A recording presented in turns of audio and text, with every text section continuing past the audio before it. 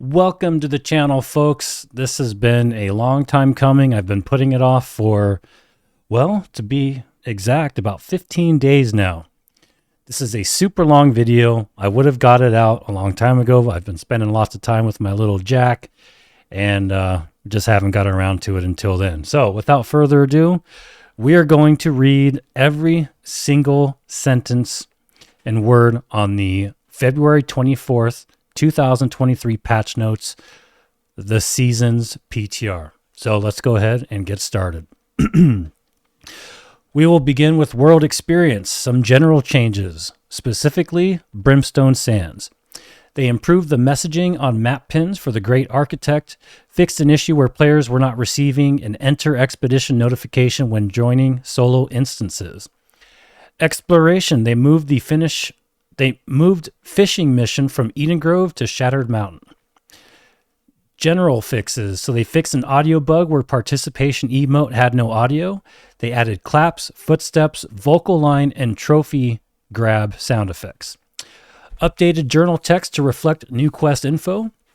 They fixed all town projects that send players to the spread and made them completable and accessible. Faction NPCs across the world now all have pins for the map. Prevented message spamming when trying to start a performance while in combat. In-game map has been updated to remove extra markings that weren't needed. Fixed a visual issue where the in-game map where territory didn't appear at a certain zoom level. In-game map has been updated to remove unintended artifacts that are present. Fixed an issue where VFX appeared to be spawning at the feet of several ancient enemies in Brimstone Sands. Players should no longer get stuck inside of corrupted portal geometry when standing in a major corruption breach as it spawns. Updated quest tracker and journal text for Predator and Prey quest to show correct target name.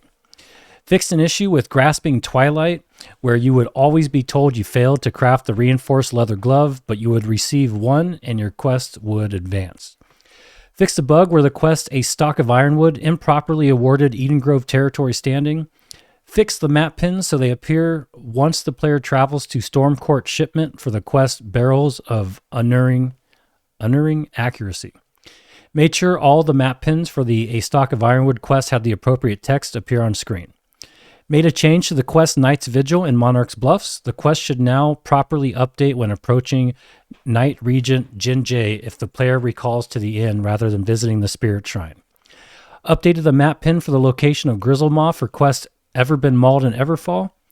Fixed the location name for the quest A King's Defense by making sure it was Upper Harrow and not Opulence. Fixed a typo in the journal for Maw of Corruption.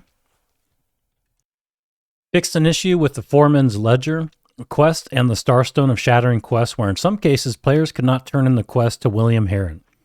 These quests have been removed from players' journals, and players will now need to play the Circle of Stars questline from the beginning to reach these quests.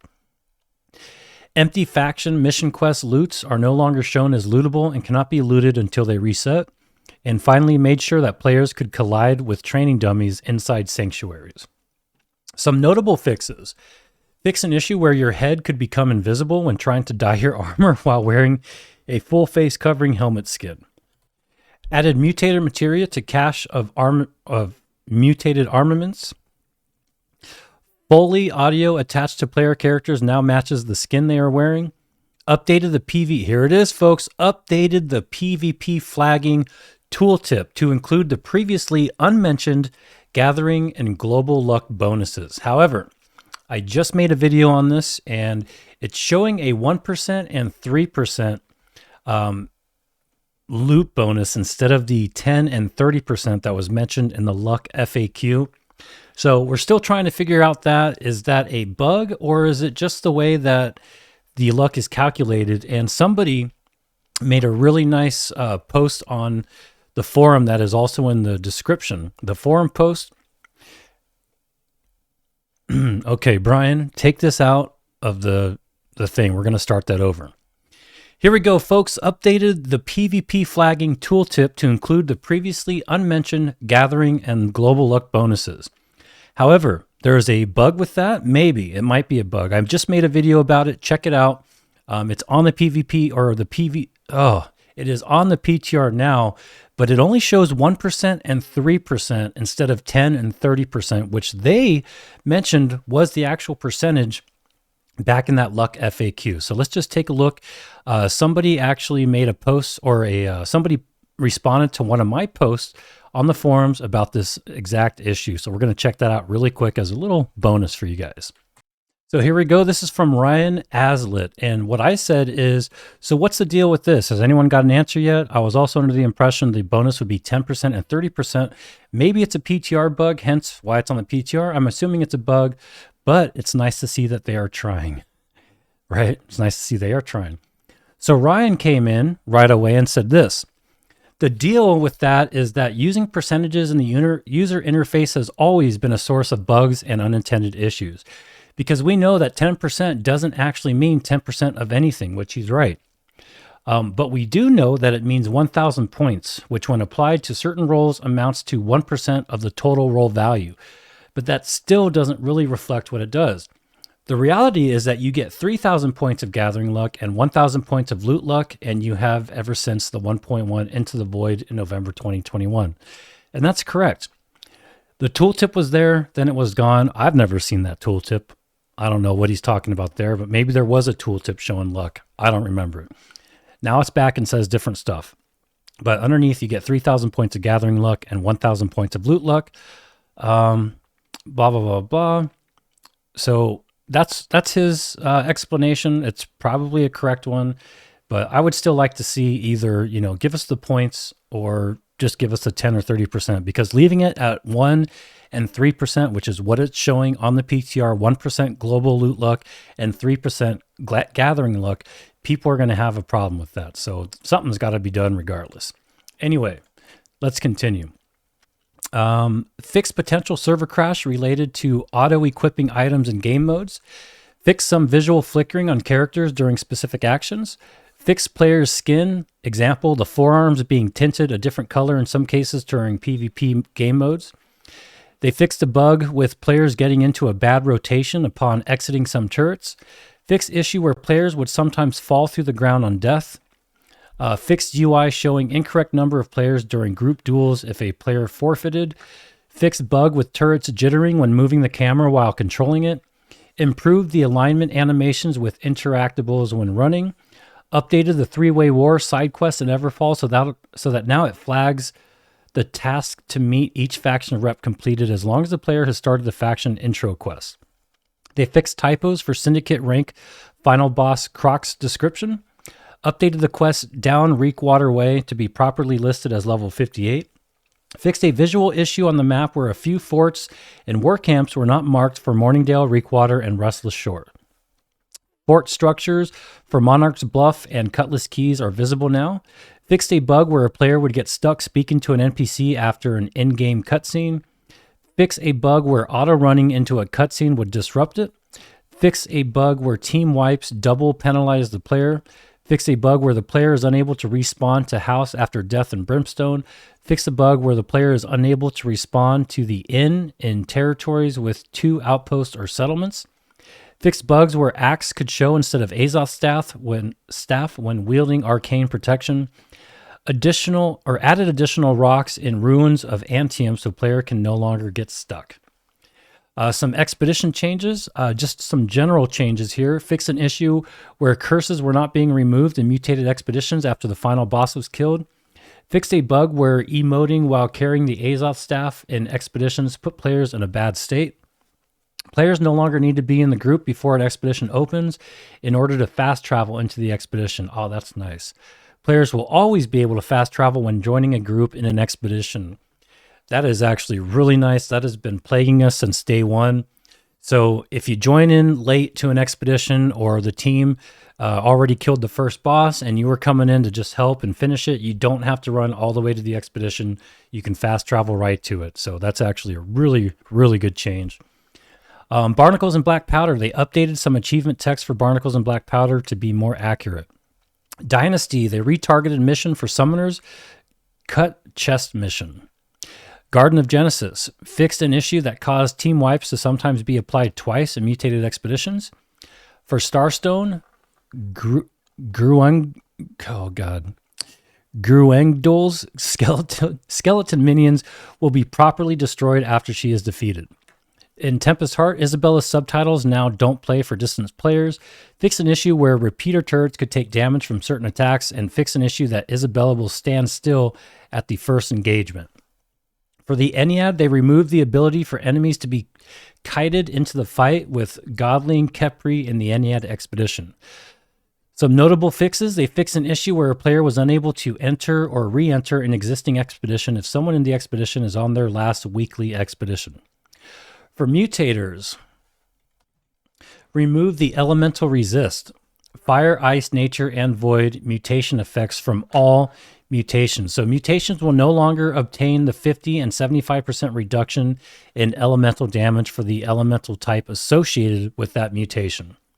Mutators were disproportionately negatively affecting mages, and we wanted to equalize out the effects a bit. Specific AI will still have some inherent resistances.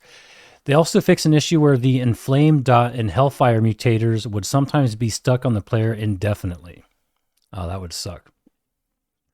AI updates. So World AI, they reduced the damage dealt by Anubian archers, fixed an uncommon bug where Scarab AI can fall through world geometry, fixed an issue that eruptions from corruption breaches can kill through Death's Door, fixed an issue where Elks charging won't deal damage, AI no longer hitches to the left while wandering, fixed a very rare issue where AI who are attacked by ranged players could run to a location and attack the air. Fixed an issue that slime elite enemy would causing vegetation flickering. Fixed an issue causing Thunder King Tiger to always drop loot. It should no longer drop loot on every kill. Fix an issue that some attacks from Barbary Lion won't deal damage, and fix an issue where a player can be ignored by AI. Expedition AI. Fix an issue where the Anubian Guardian Reavers in statue form would wake up as invincible characters. Fix an issue that could cause the Goliaths to be unkillable if one died too soon after the other. And fix an issue in Dynasty Shipyard where Isabella would not transition phases correctly if players did large amounts of damage before the end of her transitions. Game Modes AI. They fixed a rare bug where AI can sometimes end up under the fort in an invasion. So we've got some, I think, a lot of combat changes. So here we go. We got our new Heartrune ability called Firestorm. You create a tornado that damages targets in its path. You can also craft more powerful versions of the Heart Gem to fit your playstyle. Mitigation formula. So here we go. They updated the PvP damage mitigation formula to better scale mitigation across a variety of players' gear scores. They changed Fortify and Rend to directly scale the player's armor rating. They increased the Fortify and Rend caps to account for these changes. Critical hits. They changed the critical damage calculation to be additive instead of multiplicative. They adjusted the critical hit chance to no longer increase by your total crit chance for every non-critical hit that occurs. Now the chance will only increase by the weapon's base critical hit chance for each non-critical hit that is triggered.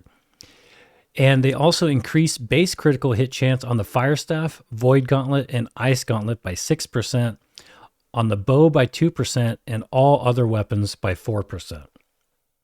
PvP enemy persistent spell visual effects. So added visuals for enemy player persistent spells that appear around the volume to differentiate them from friendly spells. Equipment loads. They changed the bonuses that increased outgoing CC status effect durations on targets to being reduced incoming CC status effect durations on self.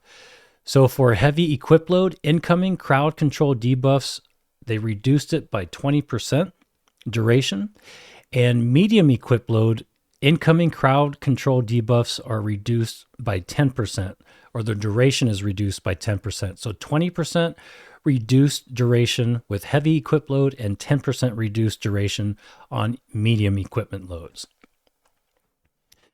So some general changes: they moved the 300 strength attribute bonus to be the 300 con bonus and updated the functionality of the strength attribute bonus to grant increased base damage on heavy attacks. They fix issues with dodge rolling, going prone, and then dodge rolling again that provide significant mobility.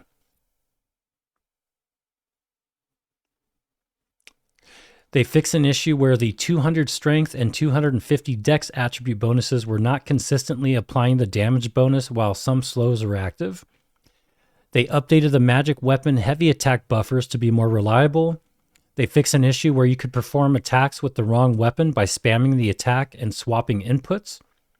They fixed an issue where road buffs could be granted when on an area above a road but not actually on it. Fishing actions are now properly stopped when teleporting, avoiding subsequent animation glitches. Fixed a number of spells that were consuming durability for each hit instead of just the initial cast. They updated the tooltip of the 250 strength attribute bonus to be more clear about the functionality. Fixed spell targeting indicators jumping when moving aim over terrain with only minor changes in undulation. Fixed issues where toggled abilities wouldn't be canceled correctly when joining game modes. Player collision is now disabled when entering death animation and PvP modes. Added text flyouts that will appear when a target dodges or evades your attack. Oh, wow. We got to check that out. I'll probably be adding some of this stuff in a video so you guys could actually see it in action, like the enemy sacreds, these text flyouts. So if I don't, remind me in the comments because that sounds really cool. They fix an issue where players could immediately transition into a fall and bypass the reaction if a stagger or knockdown was triggered while jumping. Added a 50% max for the exhaust and increased stamina regen rate status effects. Spell aiming indicators are now preloaded so that during high load periods, there is no delay showing them when using an ability. So we've got quite a few weapon updates, so let's go ahead and get those done. Here we go. So taunts.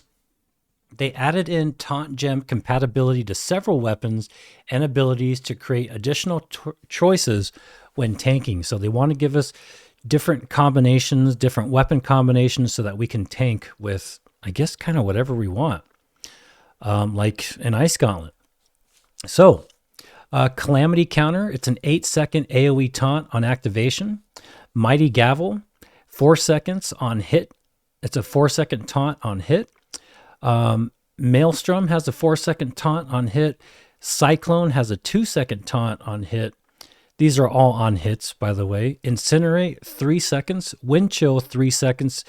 Petrifying Scream, 4 seconds. And Blast Shot, 4 seconds. So all these different abilities with these different weapons will have taunt options on them now, which is, you know, if you, I'm assuming it works if you put a Carnelian in them. Magic weapons. They removed mana cost on all magic weapon light attacks. So Void Gauntlet, Ice Gauntlet, no more. Oh, and I guess the Life Staff too. So I wonder if, are we going to get some replacement for that? So crowd control balance. They reviewed all weapons to make more clear differentiations between attacks that are intended to be for crowd control and attacks that are meant for damage. They removed stagger from damage focused abilities and reduced damage for stagger focused abilities. Warhammer. Shockwave damage reduced from 80% to 60%. Wrecking Ball damage reduced from 130% down to 90%. Clear out damage reduced from 115 to 100%. And Path of Destiny damage reduced from 100% to 70%. So some big nerfs on these different CC abilities. Sword and Shield. Shield Bash Intimidating Bash upgrade damage reduced from 100% to 75% weapon damage. Shield Rush damage reduced from 125 to 100%. Shield Rush's improved rush weaken increased from 10% to 20%. Leaping Strike damage reduced from 150 to 100%. And Reverse Stab no longer staggers. For the Spear, Javelin damage reduced from 125 to 80%. Perforate's final upgrade, Impactful Strikes, no longer staggers and was reworked to inflict a stack of 10% weaken for 5 seconds on each successful hit. 3 stacks max, so 30% weaken total if you hit all 3. Sweep's knockdown attack damage is also reduced from 75% to 45%. For the Greatsword, Calamity counter damage reduced from 100% to 80%. Steadfast Strike's first attack damage reduced from 70 to 40%. And Skyward Slash's first attack damage reduced from 80 to 50%. With the Rapier, Flourish and Finish no longer staggers. And Flurry's final upgrade, Finalize upgrade, no longer staggers and was reworked to apply a stack of the bleed used by the rest of the tree on successful hit. For the Greataxe, Reap's first hit damage reduced from 70 to 60%. Gravity Well's upward melee swing damage reduced from 99 to 25%. And Gravity Well's Vortex burst damage reduced from 125 to 100%. And Insatiable Gravity Well perks burst damage reduced from 100% to 50%. For the Hatchet, Feral Rush's first attack damage reduced from 115 to 80%. For the Bow, Evade Shot damage reduced from 125 to 90. Rapid Shot no longer staggers. For the Musket, Stopping Power damage reduced from 120% down to 90%. Ice Gauntlet, Mighty Spike no longer staggers. And Void Gauntlet, Scream damage reduced from 100% to 70%. For the Blunderbuss, they fixed an issue that caused the player to get in a bad state when entering a menu with Mortar Charge active. Indicator for loaded shots now counts down correctly when animation left is equal to, or when ammunition left is equal to or less than the maximum number of loaded shots for a ranged weapon ability such as Blunderbuss Mortar. Fixed issue where additional shots could be fired when animation canceling the Blunderbuss Mortar Charge ability. Fixed a bug where activating Mortar Charge and swapping weapons was giving the player an extra basic attack. For the Bow, they've got some ability updates. So Penetrating Shot, Deep Strike upgrade, reduced damage from 20% to 15%. Long Range passive, reduced damage from 15% to 10%. Opening Strike passive, reduced damage bonus from 20 to 10%. And Finishing Shot passive, reduced damage from 20 to 15%. And a bug fix, they fixed an issue where the Bow dodge and weave passive was improperly extending the duration if a subsequent dodge occurred while the buff was already active. For the Fire Staff, ability updates. So for the Pillar of Fire, they increased the size of the AoE from 2 meters to 2.5 meters. They reduced the time it took to trigger the attack from aiming from 13 frames to 7 frames, a 6-frame reduction. Removed a 3-frame delay from when the attack actually casted to when the damage was dealt, and they also reduced the damage from 170% to 165%. So Pillar of Fire got a bigger AoE. It seems like the whole thing's going to be a little bit quicker, and they reduced the damage by 5%. Now, for the First Strike upgrade, they changed the condition from being based on the target HP, but dealing 5% damage per stack of Smolder on the target, and they named change to Strike the Match. So instead of First Strike, it's Strike the Match. Arson's Advantage upgrade, they increased the mana gain amount from 10 to 15%. Meteor Shower updated the ability to channel for 1 second. Then cast the ability. The spell will remain active in the world for 4 seconds post-cast. They increased the damage of the initial hit from 75 to 100% weapon damage. They updated the status effect to tick at once per second instead of once every 3/4 of a second. And they increased the tick damage while inside from 25% to 50% weapon damage. And they updated the mana to all be consumed at once upon activation. Immolation upgrade. They increased the mana gain per hit from 1% to 3%. Judgment of Helios upgrade. Changed functionality to be hitting targets inside of the Meteor Shower effect with light or heavy attacks will inflict a stack of Smolder. Fiery Determination upgrade. They moved the upgrade to be the final upgrade of Meteor Shower. This will force respec all Fire Staff mastery trees. Fireball. They updated the ability to no longer leave behind the burning AoE on impact. Damage is now focused on the impact and smolder dots, and they increased the attack damage from 140% to 150%. Scorched Earth upgrade. They changed the functionality to now apply a stack of smolder on hit. Incinerate. They sped up the startup of the attack, increased the damage of the attack from 130% to 150%, and they added grit to the base ability. Flame Out upgrade. Remove the second hit. Change the functionality to grant a stack of Empower for 7 seconds per target hit with the attack. 3% Empower per stack at 5 stacks max, so that's a 15% Empower. Burnout. They set the distance increase upgrade to be the base movement distance. Updated the damage over time effect that is applied by the ability to be the same smolder that the rest of the weapon uses, and they increased the damage from 129% to 130%, a nice round number. Heated Up upgrade. They changed the functionality to be that the ability triggers an explosion right as the ability ends. If you time the distance properly, extra damage will be achieved. Passive updates. The Spell Focus. Combine functionality of Spell Focus and Flare into one passive. Heavies don't consume mana and grant 5% mana on hit. Singe. Change from just lights to light and heavy attacks. Flare. Updated the functionality to now trigger a 1 meter splash on impact. Pyromania, reworked to be increased damage by 10% versus burning enemies. Heat Up, reworked to dodging through an attack inflicts a stack of burn on the target. Trial by Fire, change activation condition from being hit to hitting a target within 4 meters of player. Increase damage over time damage from 5% to 20%. Decrease duration from 10 seconds to 5 seconds. And decrease the cooldown from 120 seconds to 30 seconds.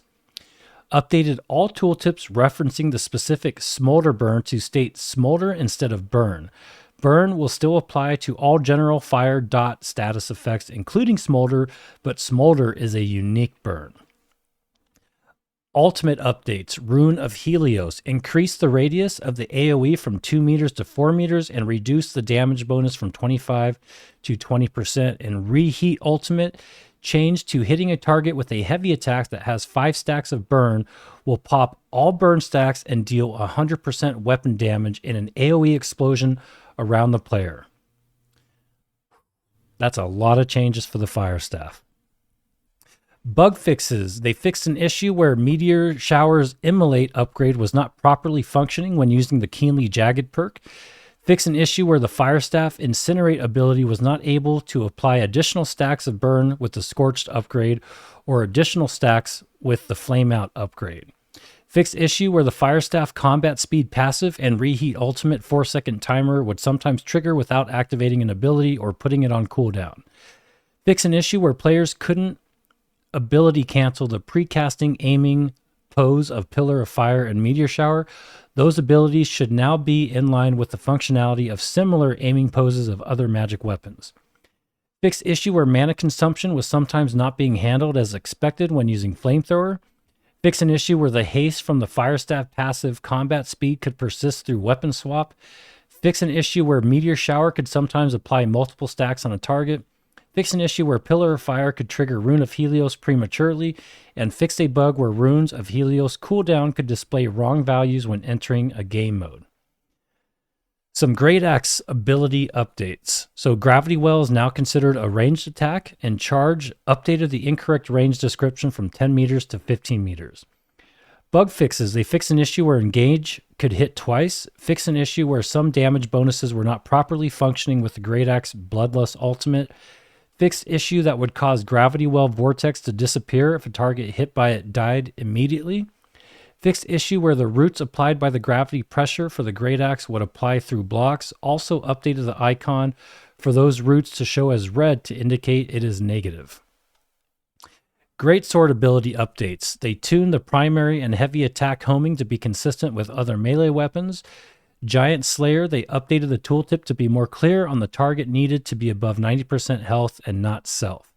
Path of Onslaught, quick charge bonus, they increased the time it takes to charge a heavy attack while in the Path of Onslaught stance to be only 50% faster instead of twice as fast. Crosscut, increased the cooldown from 15 seconds to 20 seconds. Relentless Rush, Adaptive Rush upgrade, reduce the root from 1 second to half a second. Giant Slayer passive, reduce damage from 20% to 15%. Swift Onslaught passive, change activation condition to trigger off of ability hits and not ability activations. And they updated several of the Greatsword tooltips to add clarity to when the stances take effect. Included information in the base stance nodes to state that the stances are activated after completing an ability. For the attacks that have multiple hits, added information to indicate which portion of the attacks need to be completed to achieve or activate the stances. And some bug fixes. They fix an issue where the Greatsword, Relentless Rush, and Skyward Slash abilities would apply through effects through blocks, or would apply their effects through blocks. Hatchet ability updates. Defy Death Ultimate. They reduce the invincibility to 0.5 seconds and grants 500 HP plus 50% of max health upon activation, and reduce the cooldown from 75 seconds to 60 seconds.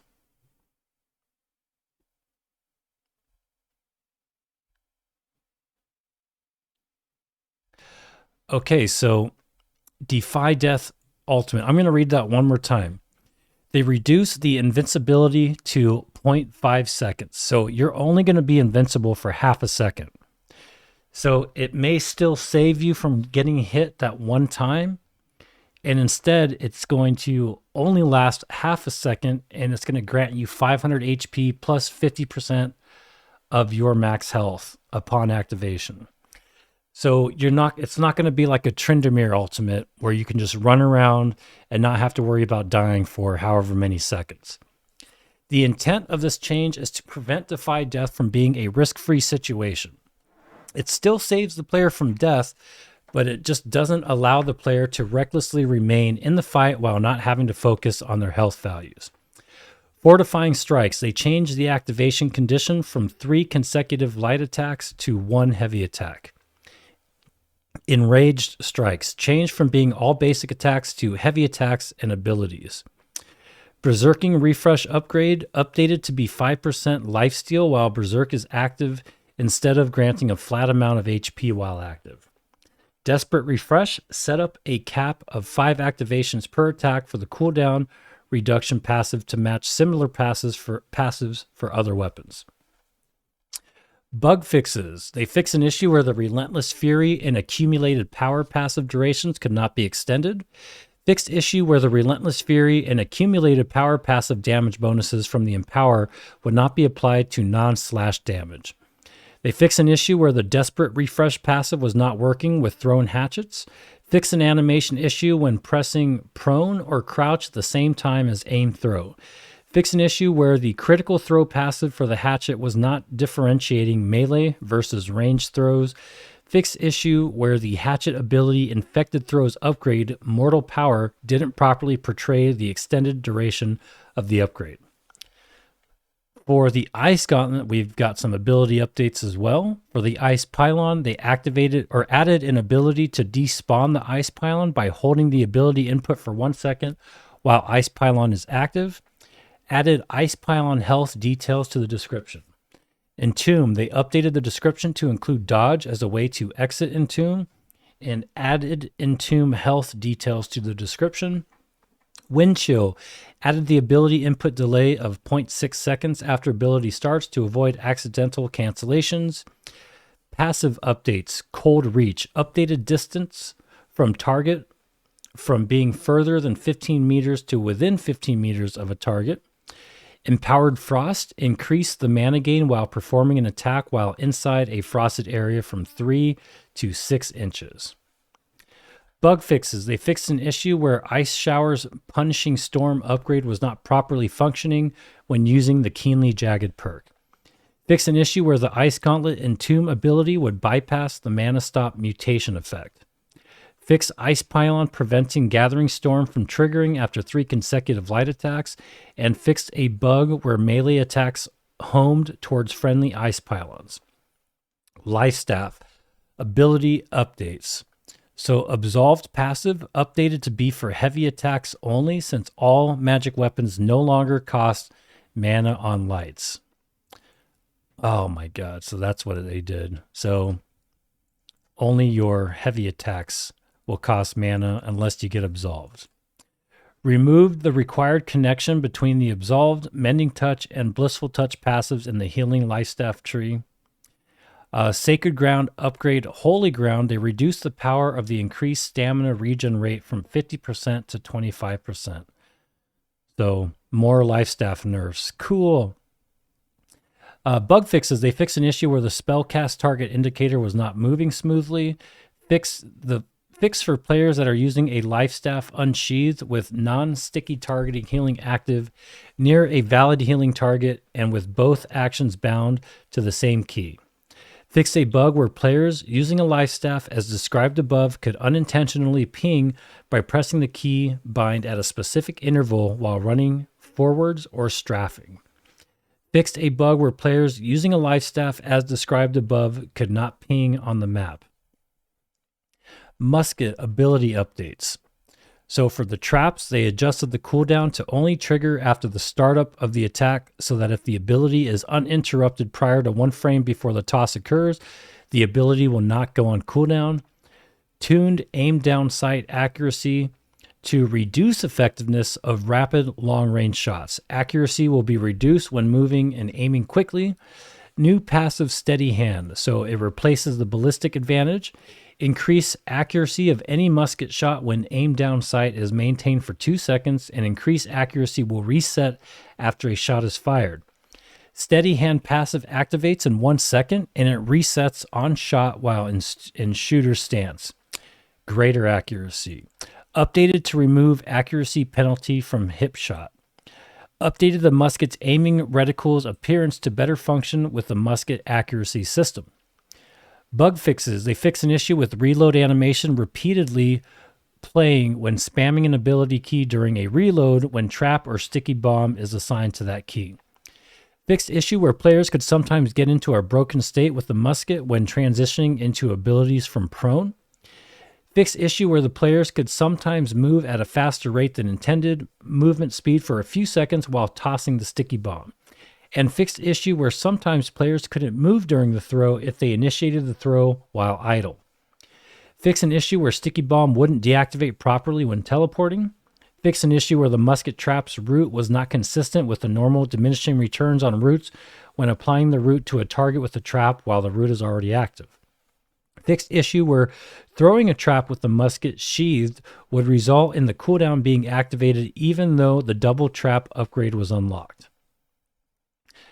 Sword and shield bug fixes. Fixed issue where the sword and shield's defensive formation ultimate showed the incorrect value for its radius. It incorrectly showed 2 meters instead of 3 meters.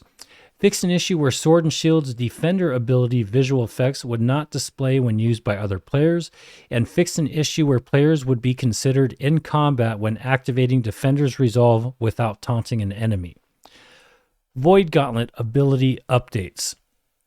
For the Void Blade, they added the ability input delay of 0.6 seconds after the ability starts to avoid accidental cancellations. That's actually huge because I can't count the amount of times I've accidentally canceled my Void Blade. It went on cooldown and I was just stuck using light attacks. That is so annoying. Baleful Tether. The buffs and debuffs now start at maximum values and no longer scale up. Increase the projectile size from 0.4 meters to 0.5 meters. Increase the impact damage from 10% to 100%. Wow. And added damage text to the tooltips. And they increased the tether range from 15 meters to 20 meters. Tethered focus upgrade. So increased mana regen rate. Increased from 100% to 200%. Soul Eater upgrade. They changed the trigger condition to be if the tether ends or is broken. Essence Rupture. Increase impact damage from 50% to 100% and added damage text to the tooltips. Increase the projectile size from 0.33 meters to 0.5 meters and increase the projectile speed by 50%. So it's going to be a lot harder to miss Essence Rupture now. And Oblivion, they updated the Invigorating Oblivion to grant 25% stamina regen rate instead of granting a flat amount of stamina per second. So some pretty big buffs to the tether and to Baleful Tether. Void Blade, just not accidentally canceling it is a pretty big buff. I mean, it's a fix, but it's a buff. Essence Rupture is going to do more damage. All these are going to do more damage pretty much. And it's going to be a lot easier to hit Essence Rupture. So quite a bit of buffs, I think, for the Void Gauntlet.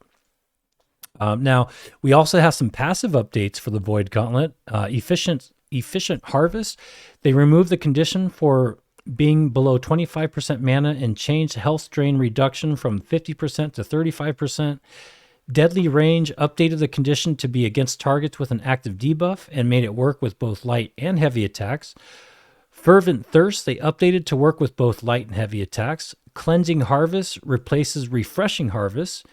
They changed the functionality to be that the Harvest Essence removes one debuff from self on a 3-second cooldown.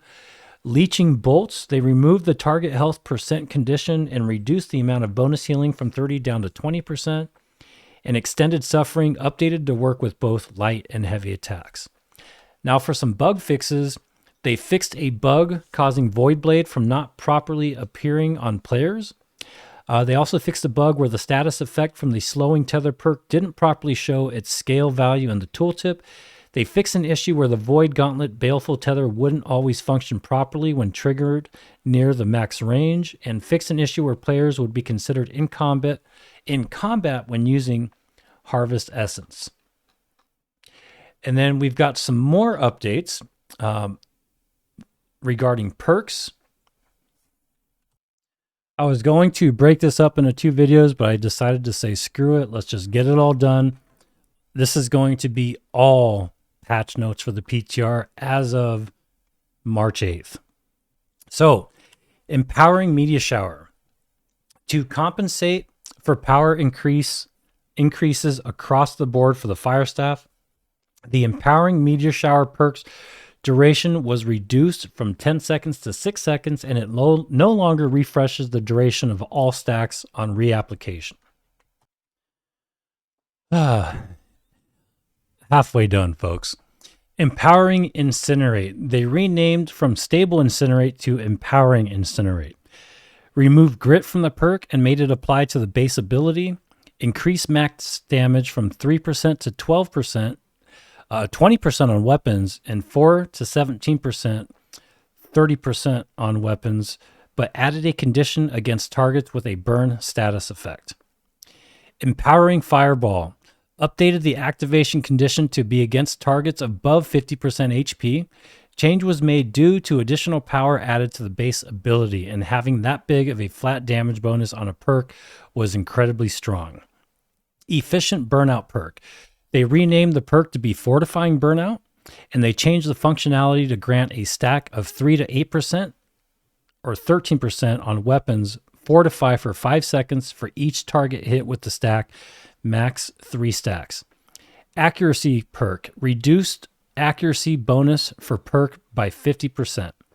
Mortal Empowerment, updated to only last for 2 minutes, removed the ability for the duration to be refreshed for each kill, and reduce the max stack size to 10. Trenchant Recovery. Reduce the power of the lifesteal from charged heavies from 10 to 40% based on gear score to 5 to 20%. Refreshing Move and Refreshing Torrent. Set a 0.2 second cooldown so they only trigger once instances of cooldown reduction per attack.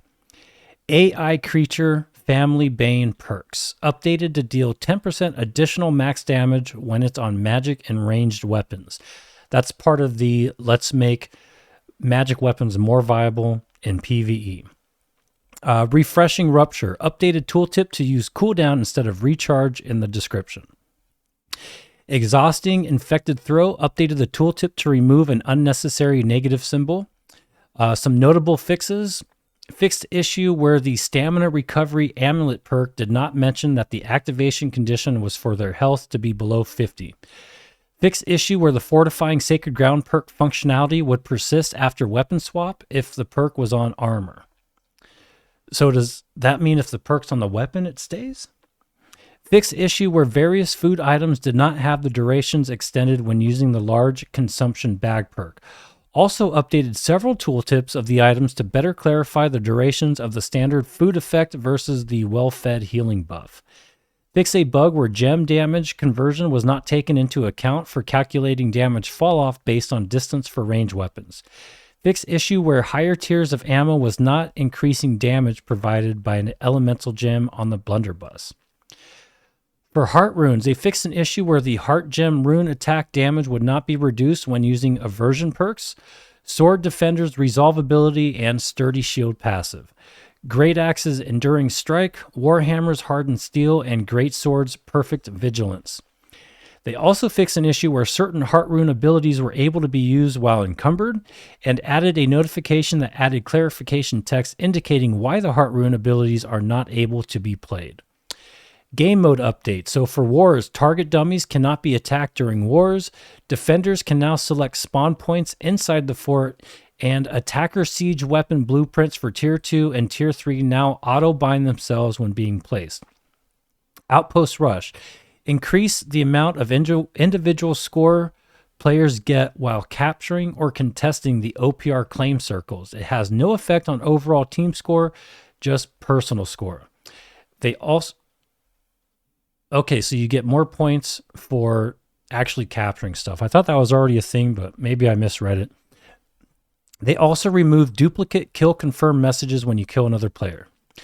For arenas, they fixed a visual issue where sometimes consumables would not show infinite quantity after playing. PvP arenas, they fixed an issue where the queue banner for arenas would get hidden when the invite showed. Fixed issue that would sometimes show 3v3 arena opponents with a neutral focus nameplate instead of an enemy one. And cranberry compote can no longer be used in PvP arenas. Invasions. Improved invasion rewards. Players will now receive 3 pieces of epic or greater corruption ward armor, a weapon, and a chance at invasion jewelry. Invasions now give significantly more Umbral Shards, territory standing, coin, and faction tokens.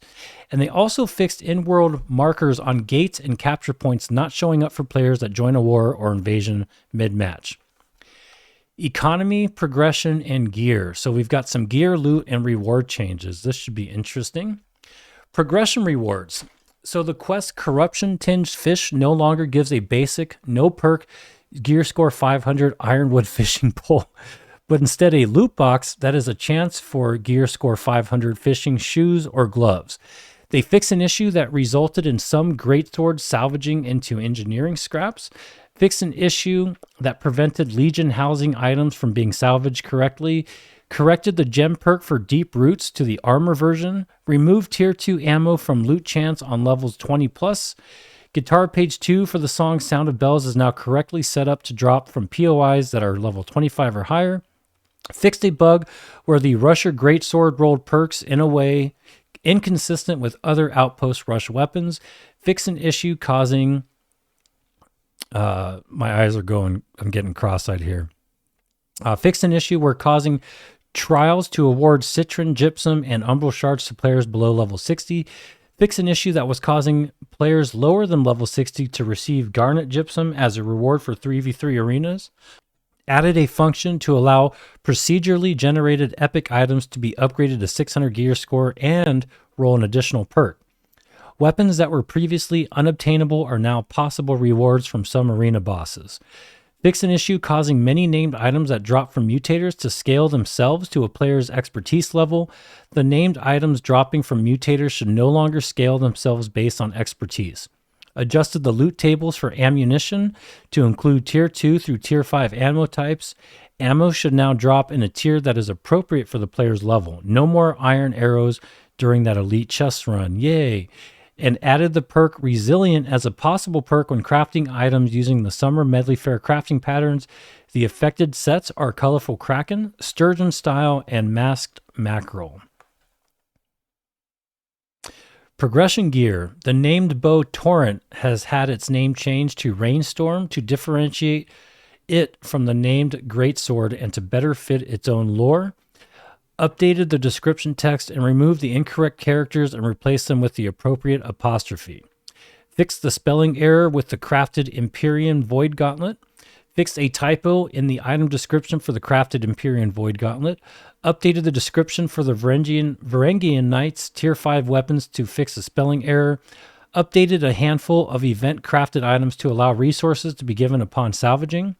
Fixed an issue causing the Storm Scorcher Fire Staff to be crafted with materia at the workshop. It is now crafted at the Arcane Repository like other fire staves. The name Greatsword's Afterthought and Berserker Sword were incorrectly categorized under the section for Lazarus Instrumentality. They have been moved to the correct section for Tempest Soul. Fixed a bug where the named Hatchet Matthias Gravedigger was a Greataxe. Updated the Harbinger Heavy Armor set with its own unique appearance. Removed the Keenly Jagged perk on named Lifestaffs, which was interfering with Lifestaff abilities. Fixed an issue causing the amulet Prosperous Promise to display as the incorrect item type on its item card. It should now correctly display as an amulet.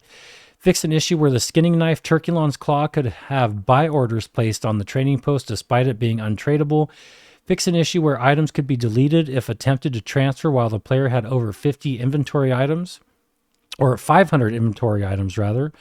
Moving cooked cranberries, cranberry infusion, cranberry compote, tart fruit salad, and sweet cranberry brew into the basic food category of the inventory for better organization. Fix a spelling error with Phoenix Weave. Fixed incorrect icon for Brazen Shelter Shield.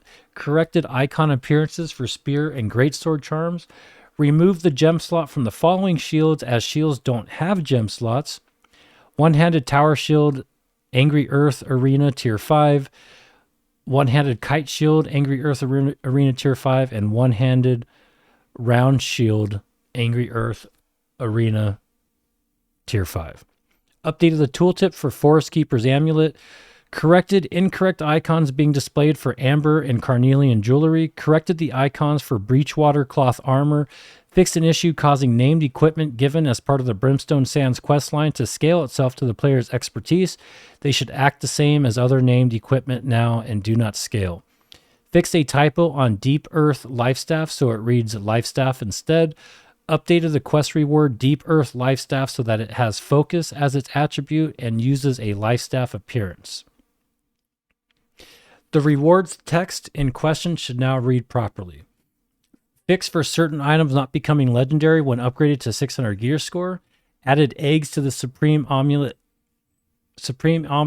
recipe and unacceptable oversight. Oh, I get it. Fix an issue causing Omega Scarabs, a PTR-only testing item, to be visible on the Live Gamers trading post. Omega Scarabs. Oh. Wonder what those are, by the way. We'll find out in the next video. Notable fixes. Replaced melee-only perks on the following ice gauntlets. Frozen Hope, Psycho Chomp's Ma'at, Dead Claws, Gravekeeper's Glove, Conservation of Heat, and Cold Stone. And they also fixed a bug where the named item Scratchy could drop loot meant to be dropped by Grant. Progression. Updated the tooltip for the 100 focus attribute bonus to clarify that it only increases the repair parts yield when salvaging. You know what? Get rid of that. Get rid of it. We don't even want it. We don't even want it. Just get rid of it. Ginger Hovel is no longer on the town projects board as it no longer exists. Trade skills, crafting. Added the ability. Who wants extra repair? Oh my God. I just can't. Crafting. Added the ability to use golden scarabs in tier 5 tools and bags. That's a big one, guys. They mentioned that in one of their videos. That's really cool. So we're going to see some changes in pricing, and it's going to be a lot easier to get the right bags and tools that you want. Updated the crafting category sort order and added the proper first craft achievements. Updated the description for the runestone stopwatch to be more descriptive about its purpose. Fixed an issue with some expedition replica items set to require the wrong tier of crafting station. Removed the dynamic level requirement for normal tier 2 to tier 4 crafted gear. The level requirement is now static and no longer increases when the gear score roll increases during the crafting process. The first craft XP bonus has been increased from 2 times to 3 times. Oh. They changed the musical Tradeskill experience game from performances to be based on individual notes hit, modified by the quality of performance, relevant perks, and group size, and they increased the solo experience buff for music perk Spotlight from 10 to 15%. Fix an issue where the gear score of crafted items would incorrectly fall outside of the projected craft gear score range. And fix an issue that would sometimes cause the crafting UI for the Vengeful Fisherman's equipment set to display the potential gear score range outside the possible allowed values. Gathering. They updated the text for the basic and major fishing trophies so they display the correct luck values. In refining, they increased the trade skill experience gain from music performances, exponentially increased experience gain per player in a group performance. So you'll get a lot more experience if you're in a group performance. UX, UI, and social. So for the in-game store, Marks of Fortune now display to total amount you will get when you purchase. And they fixed the issue where players can access to World Transfer World List while still in cooldown. Fixed incorrect icon for infused engineering fragment. Fix an issue where some pattern recipes were not showing up correctly when filtering by tier. Address 5% bonus displaying when none is applied. Fix an issue where the on-screen indicator for territory standing gain was displaying the wrong amount when completing missions. This was purely a UI bug, and the correct amounts were always being added to the character. Fix a bug where fort capture points from wars and invasions could persist when subsequently joining an OPR match in the same game session. Fix a bug where fort capture points from wars and invasions could persist when subsequently joining another war or invasion in the same game session. Fix an issue where some players wouldn't see status effect icons if their computer clocks were out of sync. Fixed a bug causing some achievements to have an incorrect unlock time, causing them to appear in the recently completed achievements list incorrectly. Correct unlock times will apply to newly applied achievements. Open voice chat settings button in the chat settings now directly takes you to the social settings page. Tooltips for empty equipment slots will give more information on what the slot is used for.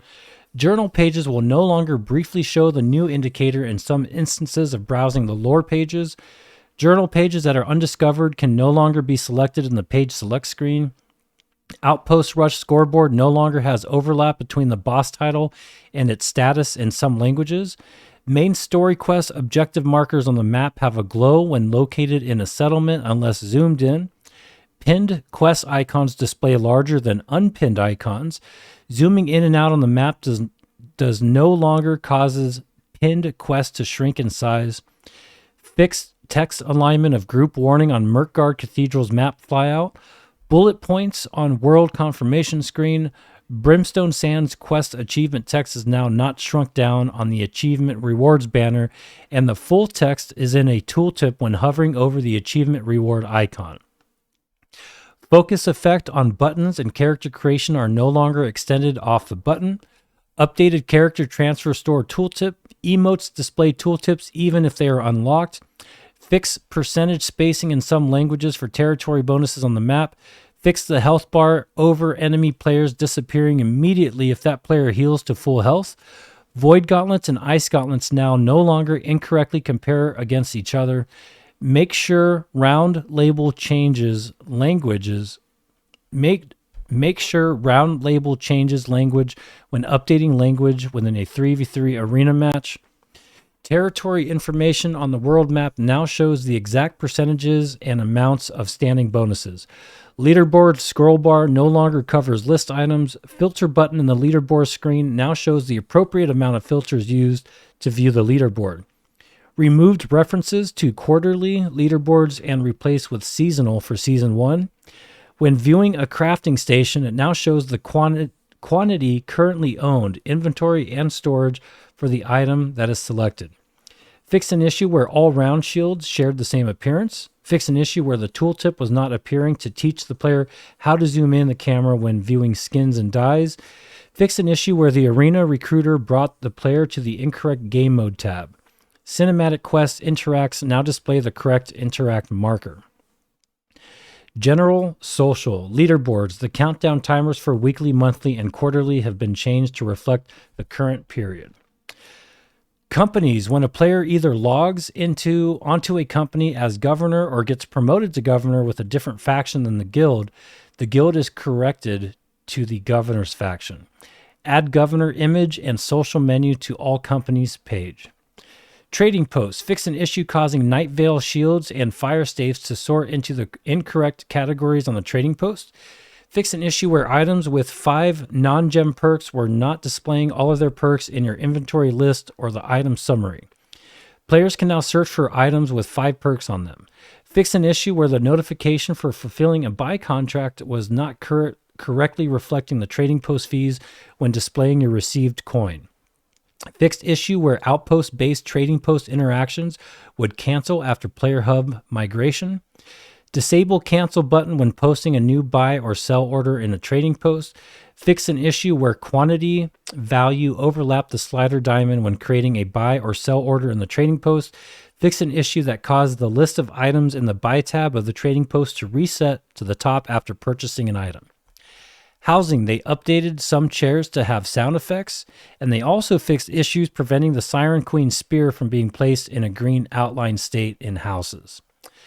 Notable fixes: added in descriptions for the basic emotes like sit or dice, rotated Gortan's tainted staff icon for better framing, fixed heavy Covenant and Inquisitor armor icons, fixed lighting on some armor icons, adjusted scale of a chest icon, glittering ebony icon no longer breaks out of the circle frame, cleaned up masking on breach crystal, lodestone, and shard icons, fixed lighting on some armor icons, fixed some German language string bugs for sword and shield, pet icons no longer break out of frame when viewing from inventory or decorating screens, adjusted corrupted heart life staff's icon to better fit frame, adjusted icon positions of various headwear, quality improvements of various icons, prime rewards icon is no longer blurred, fixed bug with faction control point icon showing A, B, or C after leaving a war or invasion, fixed error where running an expedition with a frenzied mutator, then receiving 3 stacks of the debuff unstable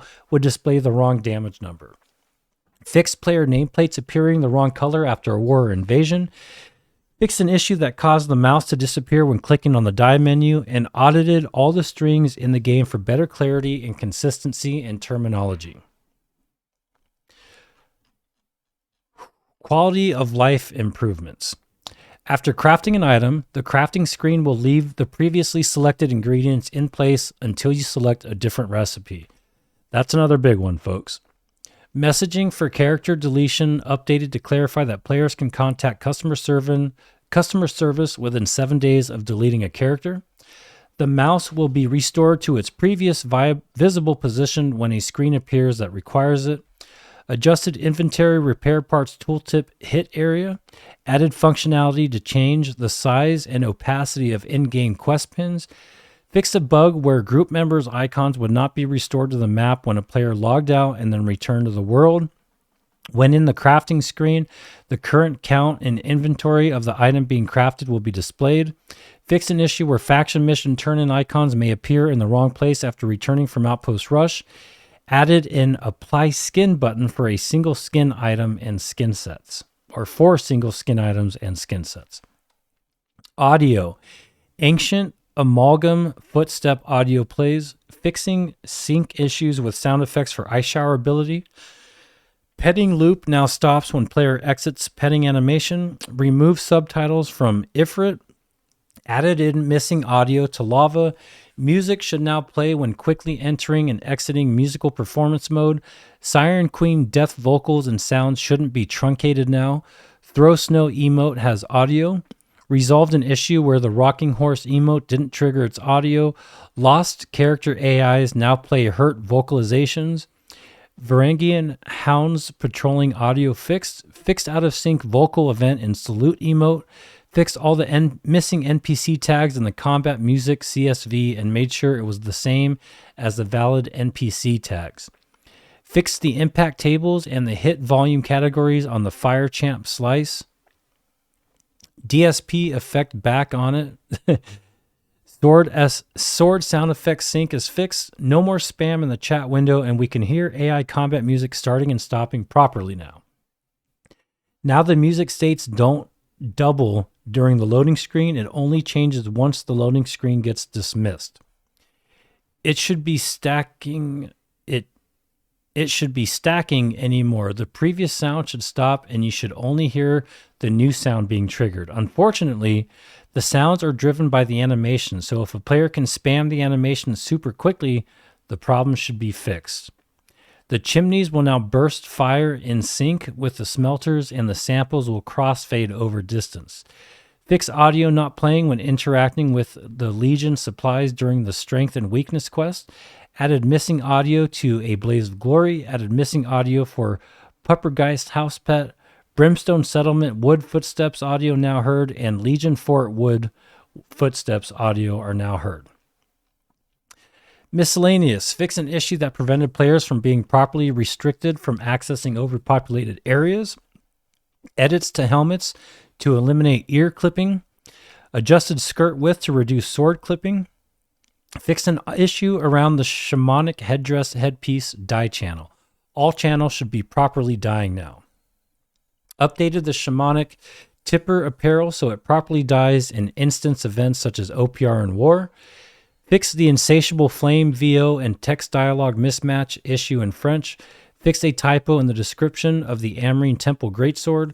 Fix an issue that was preventing the defiled cloth shirt from getting the right color in instance mode such as war and OPR. Fix an issue where falling could cause the player to exit the fishing mode.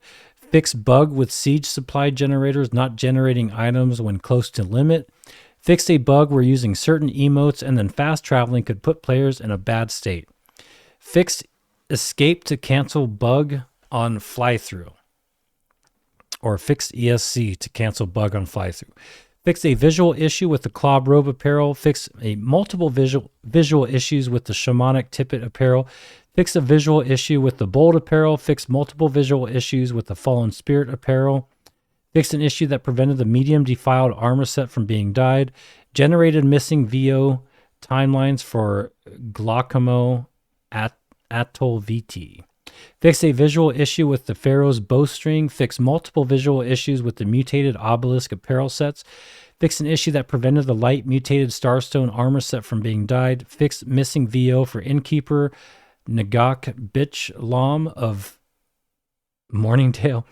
Fix a visual issue with the Jadeite Dragon breastplate. Adjusted VFX alignment for the Mauler's Axe for the Varangian Hatchet. Adjusted how the player holds the Varangian Tower Shield. Adjusted VFX alignment for the Mossborn Greataxe and Mossborn Lifestaff. Fixed die slots for the mutated Ennead Shield set. Adjusted VFX alignment for the Pharaoh's Lifestaff. For the Greataxe of the Great Elk and Winter Warrior's Warhammer. For the Stormbound Lifestaff, the Stormbound Warhammer, and for the Nymph Smasher Warhammer. Thanks for your support. We'll see you in Eternum. And just a couple more things, and then we're all done. Like I said, this is going to be a full thing. So this was 6 days ago. PTR Seasons update number 1 for March 2nd, 6 days ago. Spotlight. Eternum is an ever-evolving world, and as such, we continue our efforts in providing an assortment of ongoing new features, content, and changes. Similar to the activities leading up to our latest feature, we're approaching the release of our next major update and would like to invite you all to participate in the next cycle of our public test realm, aka the PTR. So we are getting or got or have the new Expedition Empyrean Forge. The Empyrean Forge is a new level 60 plus expedition set in the Great Cleave. Team up with Sir Loth, a knight of Arturius, to stop the flow of mysterious magic deep within a necropolis. Rabbit's Revenge. Corrupted rabbits have returned to Eternum. Hunt them down to obtain specific event or special event-specific rewards. So I'll be hopping on to check that out. I'm sure you guys have already seen videos on it, but hey, still going to do my thing. Brightwood and Weaver's Fen new main story quest line. So the Weaver's Fen and Brightwood main story quest line is getting an overhaul based on player feedback and improvements made to the revamped starting experience. Experience these two familiar territories through a fresh narrative, more quest variety, and a few new surprises. Level 40 Weapon and Armor Quest 2.0. Enjoy new and improved Level 40 Weapon and Armor Quests. Each quest will now require less travel and eliminations. Look forward to fresh rewards, narratives, and more. World experience. So we have modified and optimized our shadow rendering method to allow for shadowing objects in the farther distance on all quality settings. This method also improves shadow performance in areas of the world where light, motion, such as time of day changes, does not occur or occurs less frequently. Fixed an issue in the quest Cannon and Coin where duplicate quest pins showed up over the NPCs' heads, including Granny Pike Marty, Amos, and Dyken. Enabled lifestyle buffs on the PTR so players can more easily test endgame crafting and enable players to more thoroughly test other features by being able to create the gear they need. Fixed a bug where certain kill tasks wouldn't progress as expected, and fixed issues where general game events wouldn't properly award seasonal experience. Some notable fixes: PvP arenas and Outpost Rush heal leaderboards previously counted self-healing. They updated the leaderboard so they only count healing allies. Unstuck now teleports players to the start of the expedition. Audio. They fixed an issue with audio during the Cannon and Coin quest, and they fixed missing VO lines for Primrose Gabrielis. Social groups. They fixed a low-frequency issue that prevented players from selecting a new governor in a company or settlement if the previous governor had left under specific conditions. Economy progression and gear. Some gear loot and reward changes. They added the ability to roll some standard equipment loot onto sarcophagi in Brimstone Sands, and they corrected the Tempest of Torment to display as a sword rather than a hatchet. Territory control, notes added March 3rd, already live in the PTR. So territory upkeep has been reduced across all territories and equalized across all town levels. To maintain the territory revenue economy, we have increased the existing territory revenue sink, meaning an additional percentage of coin that would otherwise be earned through taxes is not added to the revenue pool. The result is lower population worlds will now have a near guaranteed income for owning territories, while larger population worlds will see a decrease in their total revenue earned. The new standard upkeep cost is different based on the revenue split of a territory. Revenue split 5%, 1,000 coin upkeep cost. Revenue split 7.5% is a 1,500 coin upkeep cost. Revenue split 10%, 2,000 coin upkeep cost. And revenue split 12.5% is a 2,500 coin upkeep cost. Also, PTR Seasons, March 6, 2023. The following have been enabled during our downtime earlier today in order to get new content into the hands of our testers as soon as possible. So they've added the mutated Empyrean Forge Expedition challenge, a more difficult version of new Empyrean Forge Expedition. They enabled the boost tokens, added level 60, gear score 625 backstory. So if you go on the PTR, you can start out at 625 with all your legendary gear. And they added main story quest 2.1 backstories. So you could start out at a level 2, 28, or 35, or 60 with the different factions. If you want to learn more about Seasons, here is the link. And folks, that is all of your PTR updates as of March 8th, 2023. The last update was 2 days ago where they added the mutated Empyrean Forge. So that's it. Thanks for watching. Sorry it took so long. This is a perfect video to play when you're driving home or, whatever. Anyway, have a great day. I will catch you guys in the next video, and that's it. Bye-bye.